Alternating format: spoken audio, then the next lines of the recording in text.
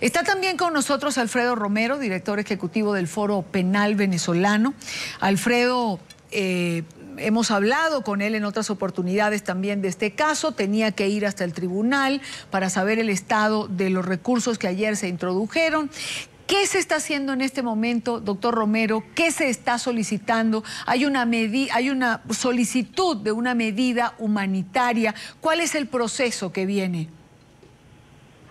Bueno, primero buenas tardes y Daniel, saludos y saludos a toda América Latina, el Caribe. Bueno, fíjate, nosotros, ya ella, la esposa pues, de Marcelo Croatto, con quien por cierto estuvimos ayer pues, conversando con él y con ella pues en la propia cárcel, ella ya te ha contado un poco lo que ha sucedido, ¿no? Nosotros, y esto es importante tomar en cuenta que ya hace 3 semanas, o ya más de 3 semanas, se solicitó una medida humanitaria. Y ese es el punto aquí, ¿no? Ante un tribunal, el Tribunal Noveno de Control, que bien ustedes señalaban, que es el tribunal de la causa, y hasta el día de hoy no sabemos absolutamente nada oficialmente de la medida humanitaria, de la solicitud. Por eso se interpuso pues un amparo constitucional, es decir, se acudió a un tribunal de segunda instancia superior a los efectos de que se decidiera esta medida humanitaria.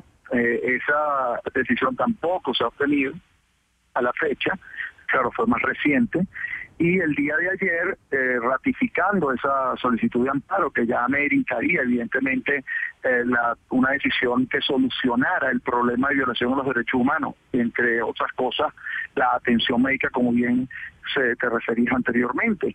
Pero ahora una situación de mayor gravedad, ya que el hecho de que haya habido un atentado pues de suicidio por parte de él, que haya habido un intento de suicidio por parte de él, requiere obligatoriamente en cualquier lugar del mundo, existe un protocolo que cuando una persona en una cárcel, donde el Estado es el que debe resguardarlo, tiene una situación de este tipo tan grave que intenta suicidarse, requiere además una atención especializada psiquiátrica, o incluso la dotación de algún fármaco a los efectos de calmar a la persona.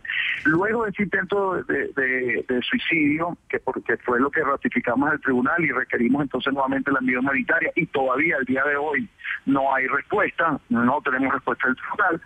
Desde el momento que se intentó el suicidio, que fue antes de ayer a las 6 de la tarde, no ha tenido ninguna atención especializada. Es decir, el riesgo de que vuelva a suceder es inminente, porque cuando una persona cae en este estado psicológico tan grave, que intenta quitarse la vida por las circunstancias y las causas tan graves que ha vivido, entre otras cosas, un diferimiento de la audiencia preliminar, es decir, ni siquiera ha comenzado juicio, esto es importante notarlo, lleva 8 meses preso sin que se haya comenzado el juicio, pero no es que ni siquiera se haya comenzado el juicio, es que no ha habido ni siquiera la audiencia preliminar, la previa, para determinar si se va a comenzar o no juicio, y eso se ha diferido 7 veces con el día de mañana, cuando va supuestamente a convocarse nuevamente la audiencia. Todo ese hecho ocasionó pues esta situación tan grave, psicológica de él, además de todas las dolencias físicas que ya ustedes han hablado, y que tampoco ha tenido una atención médica adecuada en virtud de esa situación relacionada pues con el intento de suicidio. Entonces, al día de hoy, Marcelo Croatto se encuentra en el mismo lugar, en las mismas condiciones, con las mismas características y con la misma situación que le ocasionó ese intento de suicidio. Y ahí tenemos que entonces concluir que definitivamente es una responsabilidad del Estado venezolano y del tribunal particularmente, que debe tomar la decisión lo que le pueda suceder a él, ¿no? Claro. Ahora, doctor Romero, tendría yo que preguntarle, usted ha dicho, en cualquier lugar del mundo donde ocurra una circunstancia como esta hay un protocolo que rige y que tiene que seguirse. Eso es en cualquier lugar del mundo que no sea Venezuela, donde los protocolos en relación a los detenidos después del mes de febrero, pues no se ha cumplido absolutamente ninguno. Y yo quiero preguntarle, ir más allá, ¿le importa a alguien del Estado en Venezuela la situación de los derechos humanos de los detenidos? Bueno, fíjate, yo no puedo generalizar. Aquí en Venezuela hay La Defensoría del Pueblo estuvo ayer, al menos levantó un acta y está atenta de la situación de Marcelo Croatto. Eso no ha traído una conclusión específica. Sin embargo, también en la Fiscalía hay fiscales pues que actúan eficientemente, ¿no? Aquí el problema, actúan eficientemente, aunque no es la generalidad, ciertamente. El problema, y eso respondiendo a una pregunta que le hacías a la señora de Croatto, pues la señora Arellano, que por qué sucede todo esto. Y lamentablemente te voy a explicar algo, Dania. Cuando se trata de presos políticos en este país, lamentablemente ya la prisión no es simplemente la privación de libertad, sino la prisión se ha convertido en un esquema de tortura física y psicológica, claro, con los efectos de dañar, de agredir a esa persona y de arremeter contra ella con ensañamiento por ser o por tratarse de un disidente político. En lo que respecta a Marcelo Croatto, y esto es importante hacerlo notar, no solo se trata de un abogado que debe ser respetado sus derechos humanos, un ciudadano, etcétera, sino que el propio Marcelo Croatto fue defensor de estudiantes que participaron en las manifestaciones y desde el 12 de febrero vino asistiendo estudiantes. Muchas de las causas que él asistió por el hecho de que cuando fue un allanamiento sin orden judicial, sin que hubiera cometido ningún delito, fue detenido, muchas de las causas quedaron sin abogado, porque al abogado que atendía esas causas fue detenido, siendo que un abogado que actúa gratuitamente en defensa de los derechos humanos y en defensa de lo que son un esquema de detenciones arbitrarias que han existido. Aquí se trata no solo de un abogado, no solo de un ciudadano que se le dieron los derechos humanos, sino dentro del concepto internacional de un defensor de derechos humanos que está siendo apresado por cumplir o por ejercer esa función gratuita que ejerció en el momento que se realizaba un allanamiento a una casa de unos supuestos manifestantes. Esto te lo digo porque sí. Evidentemente aquí vemos una arremetida contra claro. contra un defensor de derechos humanos. Y por otro lado, incluso si no fuera defensor de derechos humanos, incluso si no se tratara de un allanamiento a personas que están relacionadas o no supuestamente con las manifestaciones y que también se encuentran presas, por cierto, el hecho es que todo el mundo, o sea, toda persona tiene derecho a la defensa. Si el mayor criminal del mundo tiene derecho a la defensa. Si tú agredes, si tú le violas el derecho al abogado y apresas al abogado, ¿cuál es el mensaje que estás dando al ciudadano? ¿Cuál es el mensaje que le estás dando a la sociedad? Bueno, señores abogados, tengan cuidado, porque si usted llega a un allanamiento, si usted defiende a una persona que se considera disidente, si tú defiendes a un manifestante, usted puede ir preso. Y entonces tenemos, así como tuvimos el efecto Afiuni, que es un efecto que se conoce en la Organización de Naciones Unidas por el caso del juez Afiuni, que liberó autónomamente, independientemente a una persona y el Poder Ejecutivo la obligó, la apresó por el hecho de tomar una decisión en contra del Ejecutivo. Ahora tenemos el efecto Croatto, que es que cuando un abogado actúa en defensa de un manifestante, en defensa de un disidente, también puede ir preso. Claro. Retomemos la llamada, Alfredo, permíteme un minuto, de la señora Arellano, que está nuevamente en línea. Señora Elqui, ¿usted ha podido ver a Marcelo Croatto el día de hoy? No lo he podido ver, ni sé nada de su esposo. No sé absolutamente nada de él. Solo confío en Dios, en las oraciones que hago permanentemente para que él se acuerde de sus hijos, se acuerde de su familia y que piense las cosas. Pero su condición sigue siendo la misma, está en el mismo sitio, con las mismas condiciones. Yo espero que las personas que están alrededor de él lo cuiden, lo protejan. Le pido a Dios Todopoderoso que también interceda por nosotros. Pero realmente no sé nada de él, no sé nada de mi esposo. Y ayer pudo verlo, ¿por qué hoy no?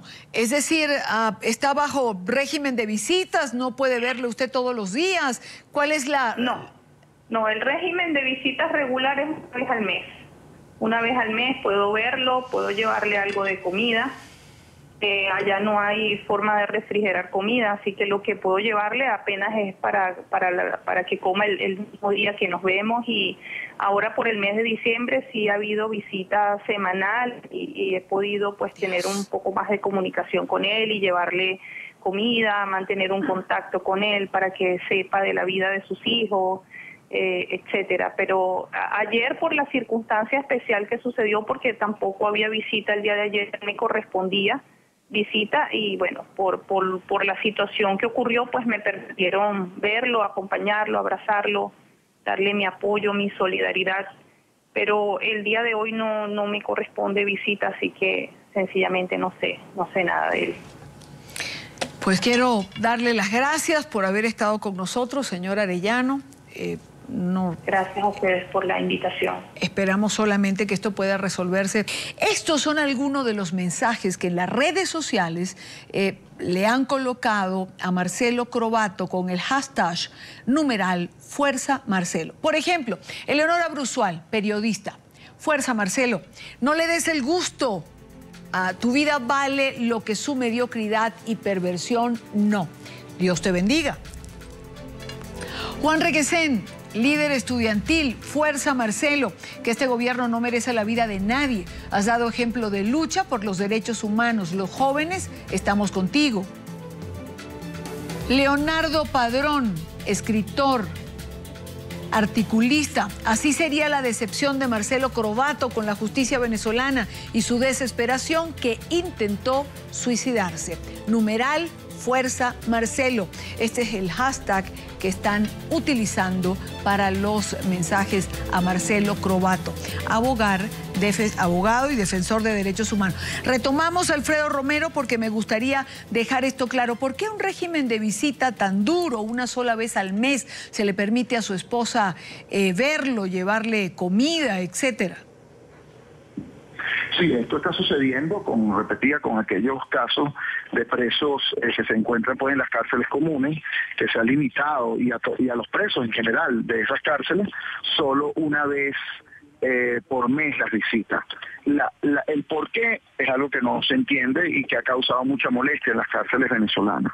En las cárceles que se dominan con régimen, es decir, las cárceles que tienen custodios del Estado adentro, porque aquí hay cárceles, como bien se ha dicho en otras oportunidades, y aunque hay especialistas en el tema, que no tienen ni siquiera custodios adentro, ¿no? Y en esas cárceles hasta es más libre la situación. Pero eso es otro tema. Ahora, todo evento hay un punto importante a considerar también. No solo es que es una vez por mes, pudiesen hablar con la esposa la historia de entrar a la cárcel. O sea, ¿cómo es eso, no? Entrar a la cárcel es primero a los visitantes. Ellos, todos los presos están, y como Marcelo Crovato, que ni siquiera es preso porque ni siquiera ha tenido un juicio, no ha tenido una condena, ni siquiera ha tenido la audiencia preliminar, los visten de amarillo como un preso, como un delincuente igual, pues como si estuviera condenado. Pero por otro lado, a las visitas, que tienen que ir vestidas solo de blanco, con camisas blancas, o sea, tienen que ir uniformadas las visitas también, a las mujeres las requisan que las desnudan, es decir, completamente, para poder entrar y para ingresar pues a la visita de su esposo, en este caso de su padre, es decir, de cualquier mujer. Entonces ya eso se denuncia en otras instancias, inclusive en el Comité contra la Tortura, porque es una evidente vejación, ¿no?, hacia el ser humano. O sea, a las visitas se les trata en unas condiciones que son totalmente inaceptables.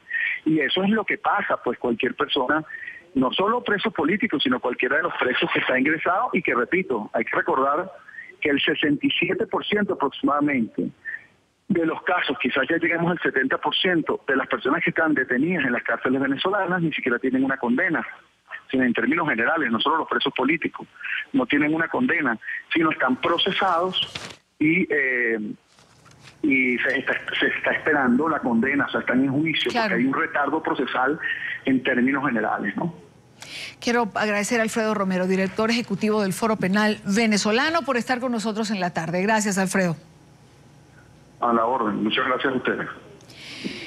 Alfredo Romero está en tribunales, está siguiendo los recursos que ayer se introdujeron, a ver cuál es el curso de esta medida humanitaria. Ni siquiera en el caso de Crovato, valga la pena destacar esto, se ha realizado la audiencia preliminar para saber si este caso va a juicio o no. Ha sido pospuesta 7 veces y lamentablemente atentó contra su vida.